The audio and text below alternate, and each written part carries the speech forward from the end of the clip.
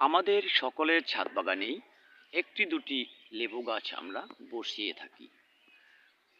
আর এই নভেম্বর মাসে লেবু গাছের সমস্ত ধরনের কাটাই ছাঁটাই এবং সার প্রয়োগ যে ব্যবস্থাপনা, সেটি যদি আমরা না করি তাহলে লেবু গাছ আগামীতে তেমন ভালো রেজাল্ট দেবে না।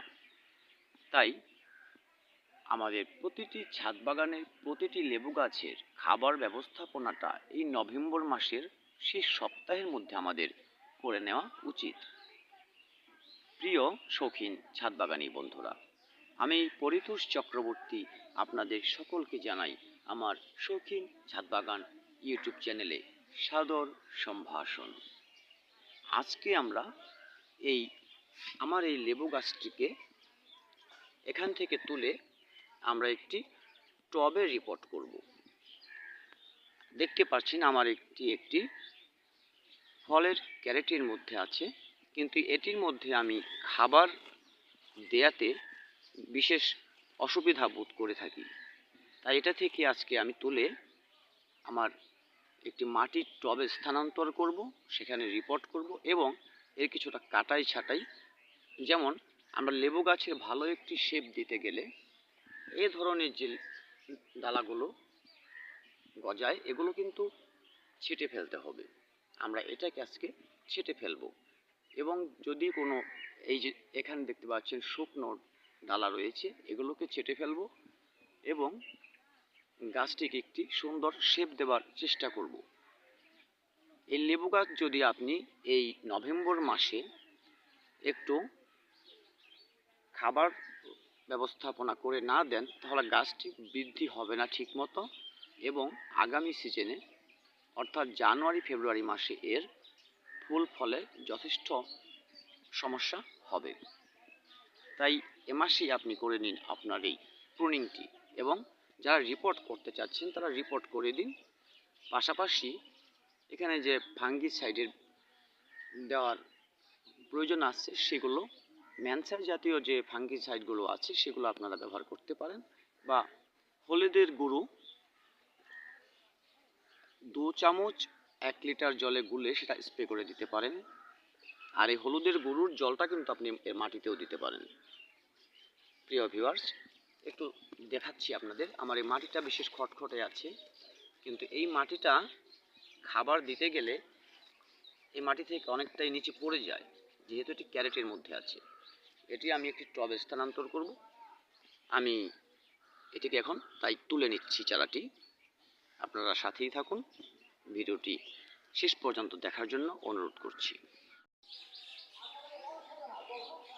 প্রিয় ভিউয়ার্স, আমরা কিন্তু আমাদের গাছটিকে সেখান থেকে তুলে নিয়েছি। এখন আমরা এটাকে দেখব শিকড়ের কি অবস্থায় আছে। দেখুন, এটি কিন্তু খুব একটা শিকড় বৃদ্ধি পায়নি।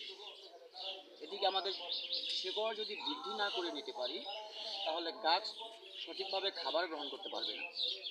আর খাবার গ্রহণ করতে না পারা মানে ও নিজের দেহের বৃদ্ধি করবে না, এবং দেহের বৃদ্ধি না হলে ও কিন্তু ফুল ফল সঠিক সময় আমাদের দেবে না। তাই আমাদের এই গাছটি যাতে সুস্থ সবলভাবে বৃদ্ধি পায় সে উদ্দেশ্যে কি আমরা গোড়ার মাটিটা আরেকটু দেখে নেব কতটুকু দেয়া যায়। এই দেখুন, এটি কিন্তু একেবারেই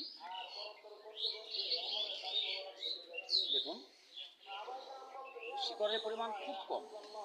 যতটুকু ঝুরঝুর হয়ে পড়ে গেল মাটিটা, আমরা এর চেয়ে আর বেশি কিন্তু এখানে কি করব না, মাটিটা ফেলবো না, তাহলে গাছটি শিকড়ে আঘাতপ্রাপ্ত হবে। ঠিক এভাবে একটি আকার রেখে আমরা এবার এর মধ্যে কিছুটা ছাঁটাই করে দেব। যেমন এই ডালটি, এটি থাকলে কিন্তু গাছটি সম্পূর্ণ ভালো একটি শেপ নেবে না, এবং পরবর্তীতে আমরা অনেকে বলে থাকি যে আমাদের গাছ কেন ভালো ফুল ফল দিচ্ছে না। আসলে আমরা বুঝতেই পারি না কোন ডালাগুলো আমাদেরকে প্রুনিং করতে হবে। এর নিচে থেকে যে উঠা ডালাটা এটা আমাদের অবশ্যই প্রুনিং করে দিতে হবে। আর এই নভেম্বর মাস প্রুনিংয়ের শেষ সময়, এর মধ্যে আপনাকে এটা করে নিতে হবে। আমি এটা কি ফেলে দিচ্ছি। এবারে দেখবেন কোনো শুকনো ডালা রয়েছে কিনা, যেমন এখানে একটি রয়েছে ছোট্ট, এটাকে আমি এটাকে ছিটে ফেললাম। বন্ধ কর, বন্ধ কর, তারপরে শোনা। এবারে আমরা এটিকে রিপোর্ট করার জন্য প্রস্তুত করে নিলাম। এই ধরনের বাড়তি ডালা বা কোনো শুকনো ডালা থাকলে সেটাকে প্রুনিং করে দিতে হবে। পাশাপাশি আমরা এখানে এই যে ওর বৃদ্ধির জন্য যে খাবার ব্যবস্থা প্রয়োজন সেগুলো মাটির সাথে মিশিয়ে নেব, তারপর আমরা এটাকে রিপোর্ট করব। সেজন্য আমরা ক্যামেরাটা একটু এদিকে, খাবারটা দেখাও একটু। আমরা এখানে যে খাবারটা নিয়েছি সামান্য একটি 10-12 টবের জন্য এই মোটামুটি 12 থেকে 15 দানা ডিএপি, 2 চামচ সর্ষের খোল, 1 চামচ ডিমের খোসা গুঁড়ো, 1 চামচ চা পাতা এবং 2 চামচ কলার খোসা গুঁড়ো করে নিয়েছি, টুকরো টুকরো করে নিয়েছি, এবং 1/2 চামচ লাল পটাশ, এই পটাশ, হ্যাঁ, এগুলোকে আমরা মিক্স করে দেব। আমরা সবগুলোকে এটাকে মিক্স করে দিচ্ছি, মিক্স করে দিলাম। এই খাবারটা আমরা কিন্তু এই মাটির সাথে মিশিয়ে দেব। এটি একটি লেবু গাছ রিপোর্টের জন্য ভালো খাবার তৈরি হয়ে গেছে। এখানে ক্যালসিয়াম, আয়রন, পটাশ, যেমন নাইট্রোজেন, মোটামুটি সব ধরনের খাবারই এখানে আছে। এই খাবারটা কিন্তু আমরা এই মাটিতে এখানে দিয়ে দেব। তবে অবশ্যই এই খাবার সম্পূর্ণ দেব না, আমরা এটা বানিয়ে নিয়েছি ঠিক আছে, সম্পূর্ণ দেব না, আমরা 50% এখানে দিয়ে দেব। দিয়ে দিলাম, এখানে প্রায় 50% খাবার আমি দিয়ে দিলাম। গাছটি যখন টবে ধরে যাবে তখন আমি বাদবাকি খাবারগুলো দিয়ে দেবো। এই খাবারটুকু আমি রেখে দিচ্ছি, তবে গাছটি ধরে যাওয়ার পর বাকি খাবারটা আমি এখানে ব্যবহার করব। এটিকে আমরা একটু ভালো করে মিশিয়ে নিচ্ছি।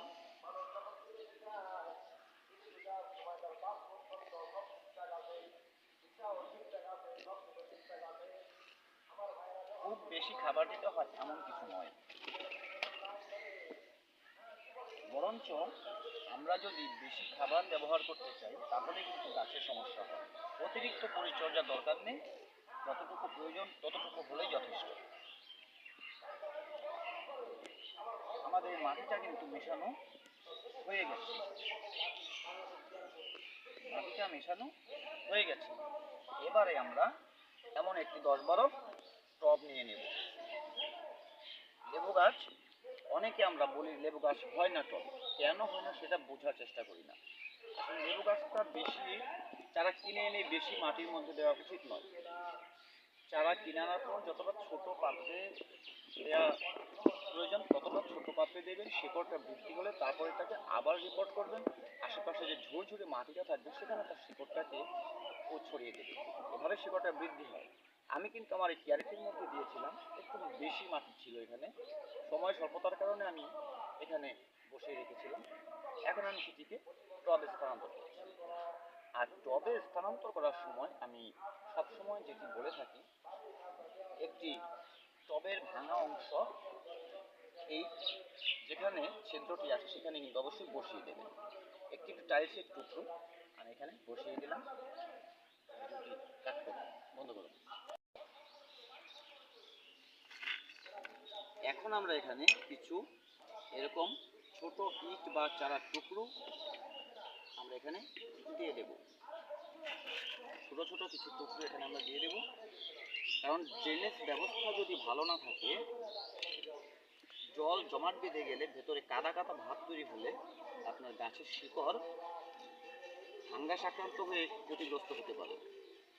আমরা সে সুযোগটা দিতে চাচ্ছি না, আমরা ভালো করে ড্রেনেজ ব্যবস্থা করে দেব, যাতে অতিরিক্ত বাড়তি জলটা সুন্দরভাবে নিচে বেরিয়ে যায়। একটু দেখানো যাক কি অবস্থা করে দিচ্ছি, একটু দেখানো যাক, দেখে নিন বন্ধুরা। আমরা এভাবে দিচ্ছি। এরপর আমরা এর মধ্যে এই যে খাবারটা তৈরি করেছি এটিকে কিন্তু দিয়ে দেব। এই খাবারটি কিন্তু অতিরিক্ত জল দেয়া যাবে না, কারণ খাবারটি আমি চাচ্ছি স্লো রিলিজ হোক। স্লো রিলিজ হলে গাছটির জন্য গ্রহণ করতে সুবিধে হবে, যেহেতু কেবল রিপোর্ট করছি আমরা।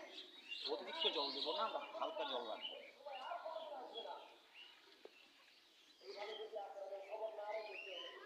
এভাবে আমরা মাটি দিয়ে দিলাম, কিন্তু টব কিন্তু আমরা ভর্তি করে দেব না।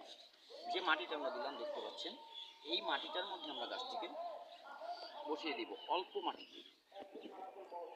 গাছটিকে আমরা যতটা সম্ভব সোজা করে বসাবার চেষ্টা করব।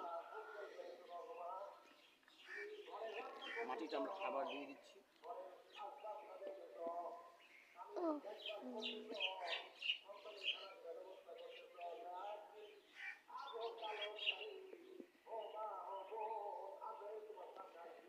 অনেকে ভেবে থাকে হয়তো বা আশেপাশে ঝুরঝুরে মাটি রাখলে বেশি ভালো হয়, কিন্তু না প্রিয় ভিউয়ার্স, এই আশেপাশে মাটিটা যদি বেশি ঝুরঝুরে থাকে তাহলে ভেতরে বাতাসটা বেশি থাকবে, এবং সেই কারণেই ভেতরে এই বিভিন্ন উপাদানে খুব পচন ধরবে, আর সেই পচন থেকে শিকড়ে পচন ধরতে পারে। আমরা ভেতরে যতটা সম্ভব এভাবে চেপে চেপে দেব, যতটা সম্ভব চেপে দেব, আমরা ভালো করে চেপে দেব, একেবারে চেপে চেপে। কোনো প্রকার ভেতরে বাতাস রাখা যাবে না। আমরা কিন্তু চেপে চেপে দিচ্ছি। এবং আমার তৈরি করা মাটিটাও আবার দিয়ে দেব।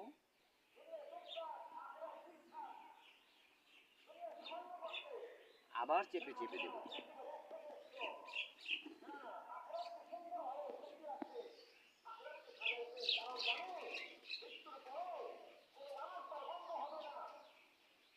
যে পর্যন্ত শিকড়ের অংশটা ঢেকে না যায় ততক্ষণ আমরা মাটিটা দিয়ে দেব।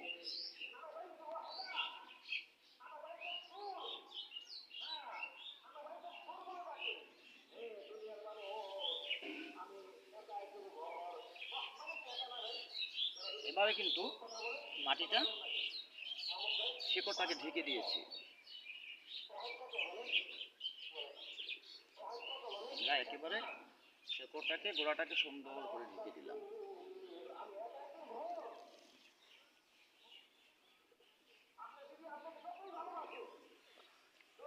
আমাদের রিপোর্ট করা কিন্তু শেষ।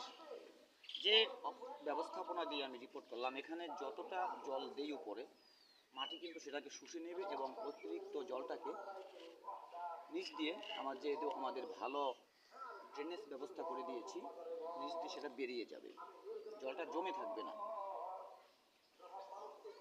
এটি আমি এখন আপনাদের সামনে রিপোর্টটা শেয়ার করলাম। এর আপডেট অবশ্যই পরবর্তীতে শেয়ার করব, এবং এর খাবার ব্যবস্থাপনা সেগুলোও শেয়ার করব। প্রিয় বন্ধুরা, এভাবে আপনারা আপনাদের গাছকে, লেবু গাছকে নভেম্বর মাসে রিপোর্ট করে নিতে পারেন। এর মধ্যে আমি যদিও খুব হালকা খাবার দিয়েছি, এর বেশি খাবারটা আমি এখানে দিলাম না। বাকি খাবারগুলো আমরা গাছটা একটু ধরে যাবার পর দেবো, সেটাও আপনাদেরকে দেখাবো। ততদিন পর্যন্ত আপনারা আপনাদের গাছকে পরিচর্যা করুন, সুস্থ রাখুন, নিজেরা সুস্থ থাকুন। সেই কামনায় ভিডিওটি আজকের মতো এ পর্যন্তই। সকলের সুস্থতা কামনা করছি, এবং আরেকটি বিষয় বলে দিচ্ছি, এখন কিন্তু জলটা দেব না, কারণ এখন প্রায় দুপুর। এই জলটা আমরা সন্ধ্যার দিকে দেব, সন্ধ্যার দিকে জল দিয়ে দেবো, এখন জলটা দেবো না। এটি গাছের মঙ্গলের জন্যই। প্রিয় ভিউয়ার্স, আমার এই ভিডিওটি যদি ভালো লেগে থাকে, আপনাদের কোনো প্রকার উপকারে এসে থাকে, বিশেষ করে নতুন বাগানীদের জন্য, তাহলে ভিডিওটি লাইক করবেন। কোনো প্রশ্ন থাকলে কমেন্টে জানাতে পারেন, এবং আপনাদের মূল্যবান মতামত ও সাজেশন আমার কাছে যথেষ্ট গ্রহণীয়। আপনারা মূল্যবান মতামত জানাবেন, সাজেশন জানাবেন, এবং চ্যানেলটি সাবস্ক্রাইব করে আমার পাশে থাকবেন, যাতে আমার এই ছোট ছোট টিপসগুলো, ছোট ছোট বাগানের বিভিন্ন অংশের কাজগুলো আপনাদের সাথে শেয়ার করতে পারি। আমার ভালোবাসার মানুষ হয়ে আপনারা আমার পাশে থাকুন। আমি আপনাদের সাথে আমার ভালোবাসা বিনিময় করে ছাদ বাগানকে আরও এগিয়ে নিয়ে যেতে চাই। ভিডিওটি দেখার জন্য সকলকে ধন্যবাদ। দেখা হবে আগামী কোনো ভিডিওতে নতুন কোনো বিষয় নিয়ে। সে পর্যন্ত টাটা।